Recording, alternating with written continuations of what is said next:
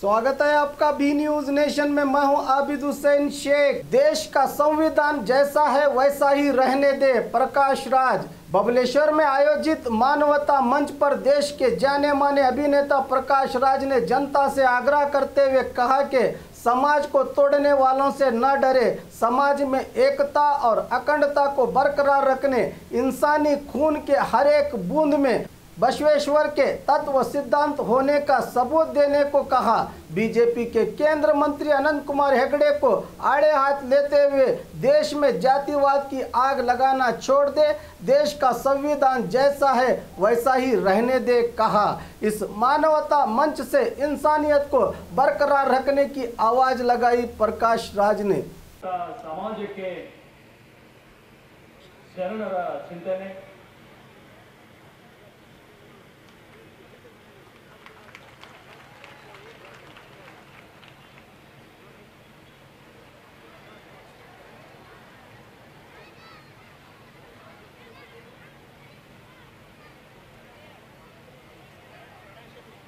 ಎಲ್ಲರ ಪರವಾಗಿ ಮಾನವ ಬಂಧುತ್ವ ವೇದಿಕೆಯ ಪರವಾಗಿ ನಾನು ಆತ್ಮೀಯವಾದ ಸ್ವಾಗತವನ್ನು ಕೋರುತ್ತೇನೆ. ಅದೇ ರೀತಿ ನಮ್ಮ 10 ದಿನಗಳಲ್ಲಿ ಅಪ್ಪವರು ತುಂಬಾ ಗುದ್ದಲಾಗಿದ್ದಾರೆ. ಇವರಿಗೂ ಕೂಡ ನಾನು ನಿಮ್ಮೆಲ್ಲರ ಪರವಾಗಿ ಮಾನವ ಬಂಧುತ್ವ ವೇದಿಕೆಯ ಪರವಾಗಿ ಆತ್ಮೀಯ ಸ್ವಾಗತವನ್ನು ಬಯಸುತ್ತೇನೆ. ಅದೇ ರೀತಿ ಈ ಒಂದು ಕಾರ್ಯಕ್ರಮವನ್ನು ಕೋರುತ್ತೇನೆ. ಅದೇ ರೀತಿ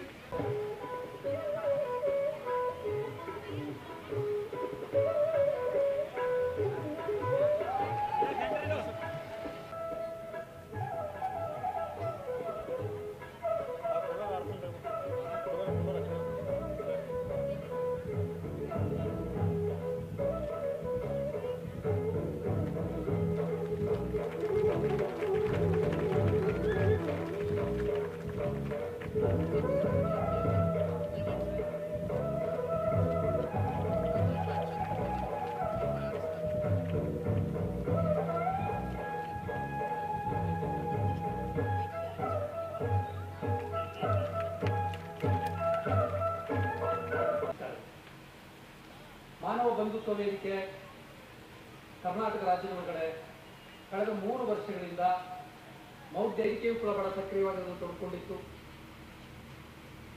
ದೇವದಾಸಿ ಪದ್ಧತಿಯ ನಿರ್ಮೂಲನೆಗಾಗಿ ಈ ಮೌಢ್ಯದ ಹೆಸರಿನಲ್ಲಿ ಜ್ಯೋತಿಷ ಭವಿಷ್ಯವನ್ನು ಹೇಳಿ ಜನರನ್ನ ಮೈಸೂರಿನಲ್ಲಿ ಪೆರಿಯಾರವರ ವಿಚಾರಧಾರೆಗಳಿಗಾಗಿ, ಕಲಬುರಗಿ ಪ್ರದೇಶದಲ್ಲಿ ಬಸವಾದಿ ಶರಣರ ವಿಚಾರಧಾರೆಗಳಿಗಾಗಿ ಜೀವನದ ತಲಾ ಆದಾಯ ಕೇವಲ 20 ರೂಪಾಯಿದ 20 ರೂಪಾಯಿ. 20 ರೂಪಾಯಿ ಒಳಗ ನೀವು ಹೊಟ್ಟಿಗೆ ಏನು ಉಣ್ತೀರಿ ಎತ್ತರ ಮಾತ್ರ ಅಲ್ಲ, ಕಣ್ಣು ಕಿತ್ತಿ ಆನೆ ಕಾಲಿ ಕಟ್ಟಿ ಎಳಸಿದ್ರು ಸಹಿತ ಅವರು ಕಾಂಪ್ರಮೈಸ್ ಮಾಡ್ಕೊಳ್ಳಿಲ್ಲ. ಅವರು ಈ ನಾಡಿನ ಒಳಗಿದ್ದಂತ ಸನಾತನ ವ್ಯವಸ್ಥೆ, ವೈದಿಕ ವ್ಯವಸ್ಥೆಗೆ ಅವ್ರು ಯಾವ ಕಾರಣಕ್ಕೂ ಒಪ್ಕೊಳ್ಳಿಲ್ಲ. ಏನ್ ಹೇಳಿದ್ರು ಹೆಣ್ಮಕ್ಳ ಬಗ್ಗೆ ಲಿಂಗಾಯತ ತತ್ವ. ಸೊ ಲಿಂಗಾಯತ ತತ್ವ ಅದು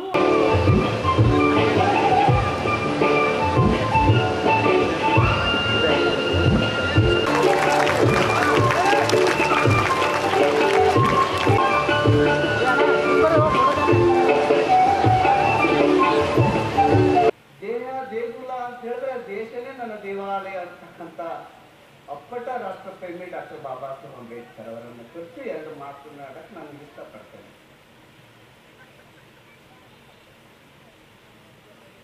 ಬೀದರ್ ಜಿಲ್ಲೆಗೆ ಮಲೇಷ್ಯಾ ದೇಶದಿಂದ ಒಂದು ಹೆಣ್ಮಗಳು ಬಂದಿದ್ರು. ಬಾಬಾ ಸಾಹೇಬ್ ಅಂಬೇಡ್ಕರ್ ಅವರ ಮೂರ್ತಿಗೆ ಮಾಲಾರ್ಪಣೆ ಮಾಡಿ 2 ನಿಮಿಷ ಮಾತನಾಡ್ತಕ್ಕಂಥ ಸಂದರ್ಭದಲ್ಲಿ ಎಲ್ಲರಿಗೂ ಸಮಾನತೆಯನ್ನು ಕೊಟ್ಟಿರ್ತಕ್ಕಂಥ ಬಾಬಾ ಸಾಹೇಬ್ ಅಂಬೇಡ್ಕರ್ ಅವರ ಮೂರ್ತಿಗೆ ಗೌರವ ಸಮರ್ಪಣೆ ಮಾಡ್ತಕ್ಕಂಥ ಸೌಭಾಗ್ಯಶಾಲಿ ನಾನು ಆಗಿದ್ದೀನಿ ಅಂತಕ್ಕಂಥ ಮಾತನ್ನ ಪ್ರಯತ್ನ ಮಾಡ್ತಿದ್ರು. ನಾನು ಬಹಳ ಮಂದಿಗೆ ಏನ್ ಹೇಳ್ತೀನಿ ಅಂದ್ರ, ಬಿಜಾಪುರಕ್ಕೆ ಹೋಗ್ರಿ, ಸ್ವಲ್ಪ ಅಲ್ಲಿ ನೋಡ್ರಿ ಅಂತ. ಯಾಕಂದ್ರ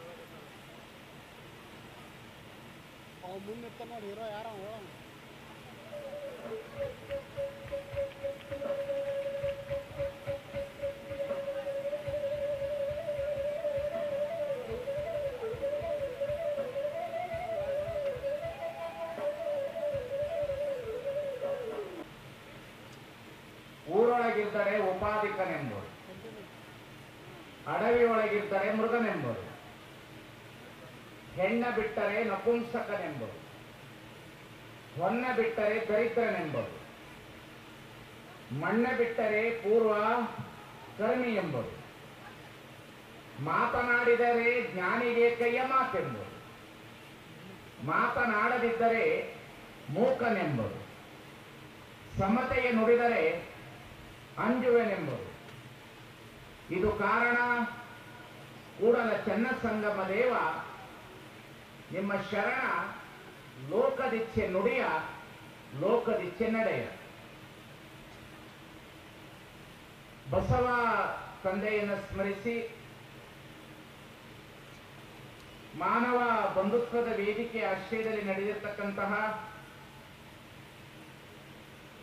ಈ ಬಂಧುತ್ವದ ಪ್ರವಚನ ಸಮಾರೋಪ ಸಮಾರಂಭದಲ್ಲಿ ಸನ್ನಿಧಾನವನ್ನು ವಹಿಸಿತ್ತು ಉದ್ಘಾಟನೆಯನ್ನು ಮಾಡಿರ್ತಕ್ಕಂಥ ಪರಮ ಪೂಜ್ಯ ಸಿದ್ಧಲಿಂಗ ಮಹಾಸ್ವಾಮೀಜಿಯವರಲ್ಲಿ ಹಾಗೂ ಪೂಜ್ಯ ಬಂತೋಜಿ ವರದಜ್ಯೋತಿ ಬುದ್ಧ ವಿಹಾರ ಬೀದರವರಲ್ಲಿ ಏನದು ವೇದಿಕೆ ಗೊತ್ತಾ ನಿಮಗೆ? ಮಾನವ ಬಂಧುತ್ವ ವೇದಿಕೆ ಅಂತಂದಿದೆ. ಅಲ್ಲಿ ಸ್ವಾಮಿಗಳು ಶರಣರು ಬಿಸಿಲಿನ ಲೆಕ್ಕಿಸದೆ ಹಲವು ದಿನಗಳಿಂದ ಊರೂರನ್ನ ಸುತ್ತುತ್ತಾ ಮಾತನಾಡುತ್ತಾ ಮನುಷ್ಯ ಮುಖ್ಯ, ಮಾನವ ಬಂಧುತ್ವ ಮುಖ್ಯ, ಮನುಷ್ಯನ ಸ್ವಾತಂತ್ರ್ಯ ಮುಖ್ಯ ಅಂತ ಮಾತಾಡ್ತಾ ಒಂದು ವೇದಿಕೆ ಮಾಡ್ಕೊಂಡಿದ್ದಾರೆ. ಅವರ ದೃಷ್ಟಿಯಲ್ಲಿ ಅವರ ಈ ಸಮಾಜಮುಖಿಯಾದ ಯೋಚನೆಗಳೇನಿವೆ ಆ ಥರದ ಚಿಂತನೆಗಳು ನನ್ನಲ್ಲೂ ಇವೆ ಅಂತ ನಂಬಿದ್ದಾರೆ. ಆ ನನ್ನ ಚಿಂತನೆಗೆ ಗೌರವ ಕೊಟ್ಟು ಕರೆದಿದ್ದಾರೆ. ಅಲ್ಲಿ ಹೋಗ್ತಾ ಇದ್ದೀನಿ, ನಿಮಗೇನಾದ್ರೂ ಸಮಸ್ಯೆ ಇದೆಯಾ ಅಂದ್ರೆ ಅಲ್ಲಲ್ಲ, ನೀವು ಅದು ಹೋಗ್ಬೋದು. ಆದ್ರೂ ನೀವು ಒಂದು ಪಕ್ಷದ ಒಂದು ಚಿಂತನಾ ಲಹರಿಯ ವಿರುದ್ಧವಾಗಿದ್ದೀರಲ್ಲ. ಎಲೆಕ್ಷನ್ ಹತ್ರ ಬರ್ತಿದ್ರೆ ಯಾಕೆ ಹೋಗ್ತಿದ್ದೀರಿ? ನೋಡಿ, ಅವ್ರು ಕರೆದ್ರೆ ಅವ್ರ ವೇದಿಕೆಗೆ ನಾನು ಬರುತ್ತಿದ್ದ ಕರಿತಾರ ಕೇಳಿ ಅಂತೆ. ನನಗೇನು ತಾರತಮ್ಯ ಇಲ್ಲ, ನನಗೇನು ಭೇದ ಭಾವ ಇಲ್ಲ. ಅವ್ರು ಕರೆದ್ರೆ ಅವ್ರ ವೇದಿಕೆಗೂ ಬರ್ತೀನಿ, ಕರಿತಾರ ಕೇಳಿ ಅಂತ. ಹೆಂಗ್ ಕರಿತಾರೆ? ಹೆಂಗ್ ಕರಿತಾರೆ? ಸರಿಯಲ್ಲ. ನಾನು ಯಾಕೆ ಇಲ್ಲಿಗೆ ಬರ್ತೀನಿ? ದೊಡ್ಡ ನಟನು ಅಂತ. ಹೌದು, ನಾನು ದೊಡ್ಡ ನಟನೇ, ಎಲ್ಲ ಸುಖ ಸೌಲಭ್ಯಗಳಿರುವ ಮನುಷ್ಯನೇ. ಈ ಬಿಸಿಯಲ್ಲಿ ಆರಾಮಾಗಿ ಊಟಿಗೋ ಯಾವ್ದಾದ್ರು ವಿದೇಶಕ್ಕೋ ಹೋಗಿ ಆರಾಮಾಗಿರಬಹುದು. ಆದ್ರೆ ಯಾಕೆ ಬರ್ತೀನಿ? ನನ್ನ ಬದುಕಿಗೆ ಅರ್ಥ ಸಿಗುತ್ತೆ ಈ ಥರದ ಸಭೆಗಳಿಗೆ ಬಂದ್ರೆ. ಯಾಕೆ ಅಂದ್ರೆ ನೀವು ಒಂದು ಮತ, ಒಂದು ಜಾತಿ, ಒಂದು ಧರ್ಮ ಭೂಮಿಲಿರಬೇಕು, ಇನ್ನೊಬ್ರು ಯಾರು ಇರಬಾರ್ದು ಅಂತ ಹೇಳ್ತಿದ್ದೀರಿ. ಇವ್ರು ಎಲ್ಲರೂ ಇರಬೇಕು ಅಂತಿದ್ದಾರೆ. ನನಗಿಷ್ಟ, ಅದಕ್ಕೆ ಬರ್ತೀನಿ. ನಾವು ಯಾವ ಜಾತಿಯ ಬಗ್ಗೆ ಮಾತಾಡೋಣ? ನಾವು ಜಾತ್ಯಾತೀತರು ಅಂದ್ರೆ ಅಂಥವ್ರ ಅಪ್ಪ ಅಮ್ಮನ ಬಗ್ಗೆ ನಾವು ಪ್ರಶ್ನೆ ಮಾಡ್ತೀನಿ ಅಂತ ಅವ್ರು ಹೇಳ್ತಾರೆ. ಅಲ್ಲ, ಎಲ್ಲರೂ ಒಂದೇ ಅಂತ ಇವರು ಹೇಳ್ತಾರೆ. ಅದಕ್ಕೆ ನಾನು ಇದು ಬರ್ತೀನಿ. ಇಲ್ಲಿ ಎಲ್ಲರನ್ನೂ ಮನುಷ್ಯರನ್ನಾಗಿ ನೋಡ್ತಾ ಇದ್ದಾರೆ. ಇತ್ತೀಚೆಗೆ ನಿಮ್ಮ ಪಕ್ಷದೊಬ್ಬ ಮುಖ್ಯರೊಬ್ಬರು ಅವರನ್ನ ವಿರೋಧಿಸುವವರೆಲ್ಲ ಪ್ರಾಣಿಗಳು ಅಂತ ಹೇಳಿದ್ದಾರೆ.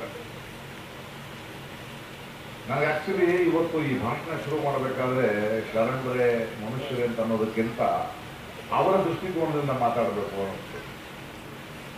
ವೇದಿಕೆಯ ಮೇಲಿರುವ ಸಭೆಯಲ್ಲಿರುವ ಬೆಕ್ಕುಗಳೇ, ಹಾವುಗಳೇ, ನಾಯಿಗಳೇ ಅಂತ ಹೇಳಬೇಕು. ಯಾಕಂದ್ರೆ ಅವ್ರಿಗೆ ನಾವೆಲ್ಲ ಹಂಗೆ ಕಾಣಿಸ್ತೀವಿ. ಇವರೊಬ್ಬರೇ ಮನುಷ್ಯರು, ನರಮನುಷ್ಯರು. ಇವತ್ತು ಕರ್ನಾಟಕದಲ್ಲಿ, ಬಸವಣ್ಣನವರ ಕರ್ನಾಟಕದಲ್ಲಿ ನಾವು ಎಲ್ಲ ಧರ್ಮಗಳು ಸಮನ್ವಯದಿಂದ ಬದುಕಬೇಕು, ಮನುಷ್ಯರನ್ನ ಮನುಷ್ಯರಾಗಿ ನೋಡಬೇಕು ಅನ್ನೋ ಕಡೆಯಲ್ಲಿ ನೀವು ಅಲ್ಲಿಂದ ಮಾತಾಡ್ತೀರಿ ಎಲ್ಲರೂ ಸಮ ಅನ್ನೋರು, ನಮ್ಮನ್ನ ವಿರೋಧಿಸುವವರು ನೀವೆಲ್ಲ ಮನುಷ್ಯರಲ್ಲ ಅಂತೀರಿ.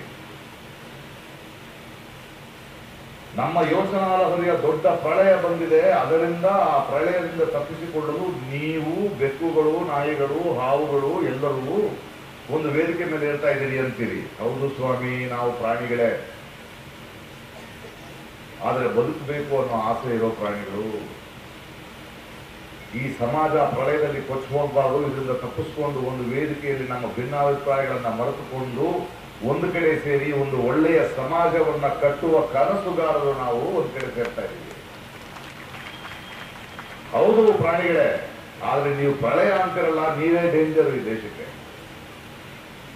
ಪ್ರಳಯ ಯಾವುದನ್ನು ಹುಟ್ಟಿಸಲ್ಲ, ಅಳಿಸುತ್ತೆ. ಅಳೆದು ಹೋಗ್ಬಾರ್ದು ಮನುಷ್ಯ ಕುಲ,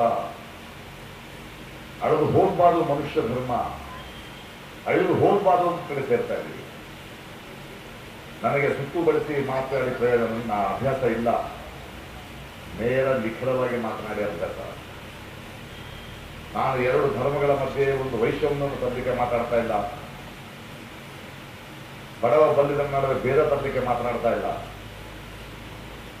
ಇವತ್ತು ಬಸವಣ್ಣನವರು ಇಲ್ಲಿರೋರು ಎಲ್ರಿಗೂ ಬಸವಣ್ಣನವರು ಗೊತ್ತು, ಅಂಬೇಡ್ಕರ್ ಗೊತ್ತು, ಎಲ್ಲರೂ ಗೊತ್ತು.